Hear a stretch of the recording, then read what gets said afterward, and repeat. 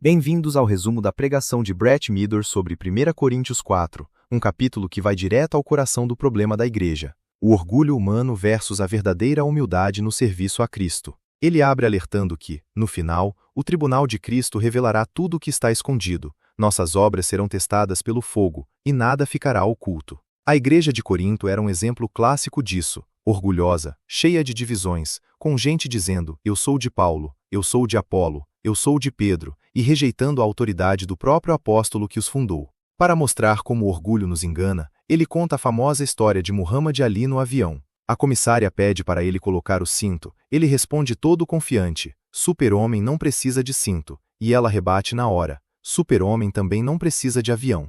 Essa pequena conversa resume tudo, achamos que somos invencíveis, mas a realidade, e Deus, nos humilha. Ele então revisa as 7 igrejas de Apocalipse 2 e 3, mostrando que Deus corrige igrejas que se desviam, seja deixando o primeiro amor, tolerando o falso ensino ou ficando mornas como Laodiceia. Ele pergunta, o que Jesus diria hoje à nossa igreja? O foco é simples, ensinar a Bíblia verso por verso, ser ouvinte e fazedor da palavra, e evitar modas passageiras. Isso nos prepara para mergulhar no texto de Paulo. Paulo começa o capítulo 4 com uma conexão forte ao que veio antes.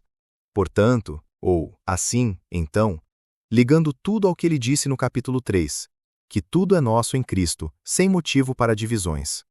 Ele pede, considerem-nos, a mim e aos outros apóstolos, como ministros de Cristo e dispenseiros dos mistérios de Deus. Aqui entram 2 termos gregos importantes. Primeiro, ministros é a palavra uperetes, literalmente aquele que rema debaixo do convés em uma galera antiga, como nos filmes de Ben-Hur. Paulo está dizendo, não nos vejam como celebridades ou líderes poderosos, somos servos humildes, remando sob ordens de Cristo. O segundo termo é despenseiros, no grego oikonomos, o administrador fiel de uma casa, responsável por gerir bem o que não é dele. E o que eles administram? Os mistérios de Deus, ou mysterion em grego, aquilo que antes estava oculto, mas agora foi revelado, o evangelho de que Cristo vive em nós, a esperança da glória, como Paulo explica em Colossenses 1, 26 a 27. O que Deus exige de todo dispenseiro? Fidelidade.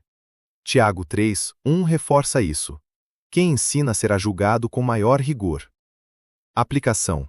Pastores não têm autoridade própria, ela vem da Bíblia. Somos apenas mensageiros fiéis. Isso nos leva ao próximo ponto. Continuando, Paulo diz que pouco lhe importa ser julgado por eles ou por qualquer tribunal humano, nem mesmo por si mesmo. Ele não se justifica sozinho, quem o julga é o Senhor. Por isso, o conselho é claro, não julgueis nada antes do tempo, até que venha o Senhor. Quando Cristo vier, ele trará à luz as coisas ocultas das trevas e manifestará os desígnios dos corações. Cada um receberá louvor de Deus, não dos homens. Em seguida, Paulo aplica figuradamente a si e a Apolo o que escreveu, para que aprendam. Não ultrapasseis o que está escrito, para que ninguém se ensoberbeça a favor de um em detrimento de outro. Aqui o orgulho aparece de novo, comparações, divisões, gloriar-se em um líder contra outro. Isso se conecta às divisões que já vimos nos capítulos 1 e 3 e aplica para hoje. Evite julgar pastores ou irmãos prematuramente e não incentive cliques em torno de pregadores populares. O inimigo não é carne e sangue, mas principados e potestades, como diz Efésios 6:12. Quando o evangelho é pregado, mesmo com contenda, Paulo se regozija, como em Filipenses 1. O foco deve ser Cristo, não nós. Isso nos prepara para o confronto direto de Paulo com o orgulho coríntio. Paulo vai direto ao ponto do orgulho com 3 perguntas cortantes no versículo 7. Quem te faz diferente? O que tens que não tenhas recebido? E se o recebeste, por que te glorias como se não o tivesses recebido? Tudo vem de Deus, dons, posição, privilégios. Não há motivo para se inchar de orgulho, termo grego fuzil, que significa inflar como balão. Nos versos 8 a 13, Paulo usa um sarcasmo afiado, chamado de santificado. Já estais fartos, já estais ricos, chegastes a reinar sem nós. Tomara reinasseis para que também nós reinássemos convosco. Enquanto os coríntios se veem como reis, os apóstolos são um espetáculo, teatron em grego, como um teatro romano onde cristãos eram humilhados publicamente. Paulo descreve fome, sede, nudez, trabalho manual, que os coríntios viam como coisa de escravo, injúrias, perseguições, e mesmo assim bendizem e suportam. No final, somos lixo do mundo, peripsema, a sujeira raspada do fundo da panela ou a escória que se joga fora. O pastor Brett aplica isso pessoalmente. Compara o privilégio de nascer nos Estados Unidos com a pobreza em Burkina Faso, onde visitou 3 vezes. Tudo é graça, não mérito. O orgulho americano ou eclesial ignora isso. No versículo 14, Paulo esclarece: não escrevo para envergonhar, mas para admoestar como a filhos amados. É correção de pai. Paulo então se coloca como pai espiritual. Ainda que tivesseis 10.000 instrutores em Cristo, não tendes muitos pais, porque eu vos gerei em Cristo Jesus pelo Evangelho. Hoje há milhares de instrutores, podcasters, autores, opiniões na internet, mas poucos pais que realmente cuidam, exortam e corrigem com amor. Paulo sente essa responsabilidade porque os gerou na fé. Ele pede: sede meus imitadores, como também eu sou de Cristo. 1 Coríntios 11:1. E envia Timóteo, seu filho amado e fiel, para lembrar os caminhos de Paulo em cada igreja.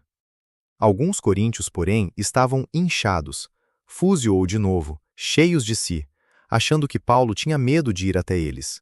Ele responde: irei em breve, se o Senhor quiser, e conhecerei não o falar desses inchados, mas o poder. Porque o reino de Deus não consiste em palavra, mas em poder. E termina com uma pergunta forte: que preferis? Irei até vós com vara ou com amor e espírito de mansidão? Isso pode se comparar a um pai que diz: preciso pegar a vara? Correção dura às vezes é necessária. Leais são as feridas feitas pelo que ama.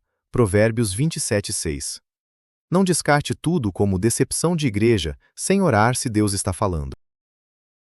Resumindo, 1 Coríntios 4 nos chama à fidelidade como despenseiros, à humildade em vez de orgulho inflado, e à autoridade paterna que corrige com amor. É possível se aplicar isso à igreja americana, que pode estar morna como Laodiceia, e à nossa vida. Evite divisões, orgulho nacional ou eclesial, e seja corrigível pela palavra.